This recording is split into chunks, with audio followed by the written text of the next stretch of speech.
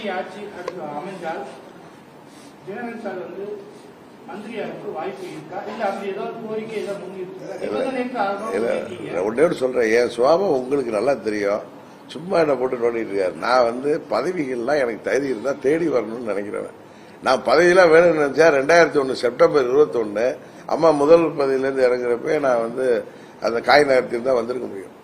இன்னும் சொல்ல போனா 2017 எங்க சித்தி அந்த பிப்ரவரி 14 பதவியேற்க முடியாம பெங்களூர் போன நேரத்தில் நினைச்சு தான் வந்திருக்க முடியல. நாங்க என்ன எடப்பாடி தான் பெரிய இவர் அவரு இன்டர்நேஷனல் லீடர் அவரு இல்ல இவர் சிங்கப்பூர் உருவாக்கினார லீக்வான் யூ அவரு அப்படி இல்ல நினைச்சா எனக்கு அது மாதிரி விருப்பம் கிடையாது. புரியுதா உங்களுக்கு? அம்மாவே என்ன முத பாருங்க. நான் 88 அவங்க கூட இருக்கிறவன். என்னை வந்து முத தேர்தலில் வந்து இறக்கி விட்டு தான் என்ன அரசியலுக்கே கொண்டு வந்தாங்க. என்னோட நேரடி அரசியல வேட்பாளர் தான் வந்தேன். புரியுதா உங்களுக்கு? அது நான் அம்மாட்ட வச்ச கோரிக்கை. ஏன்னா 95, 96 என்ன ராஜ்யசபாவுக்குள்ள கொண்டு வரணும்னு நான் பிரியப்பட்டாங்க அம்மா. நான் வேணாமான்னு சொன்னேன். இதை நான் எதுவும் பெருமைக்கு சொல்லிக்கல. நடந்தது நீங்க கேட்டதுனால சொல்ல வர்றேன்.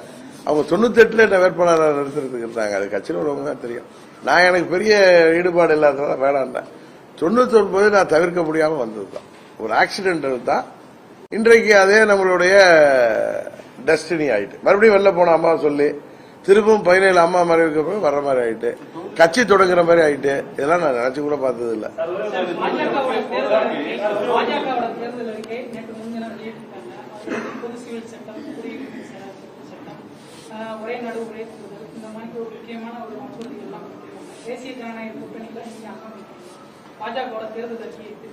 இல்லங்க, நீங்க இது பொது சிவில் சட்டங்கிறது இப்ப உள்ள கோரிக்கை இல்லைங்க. அது நேரு காலத்திலே அதெல்லாம் அவங்க கொண்டு வர்றதுக்கான முயற்சி எடுத்தாங்க.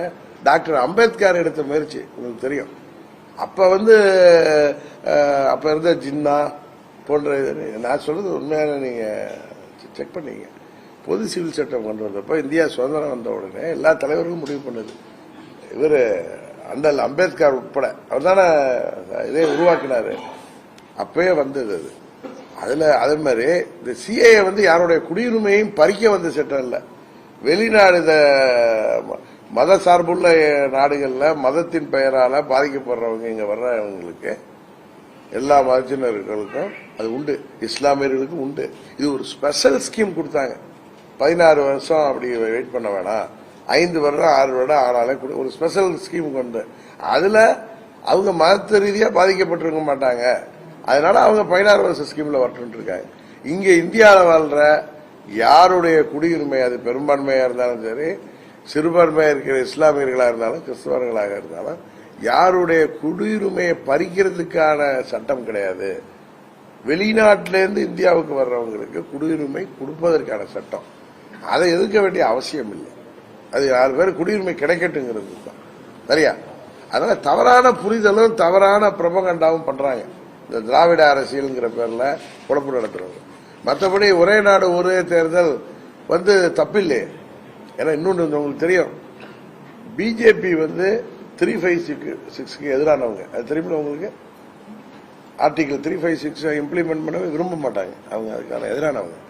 ஒரே நாடு ஒரே தேர்தல் ஒரே எக்ஸ்பெண்டிச்சர்ல முடிக்கணுங்கிற எண்ணம் தான் இருக்கும். அது எப்படி பிராக்டிக்கலா எப்படி முடியுங்கிறது எப்ப முடியுங்கிறது தெரியல.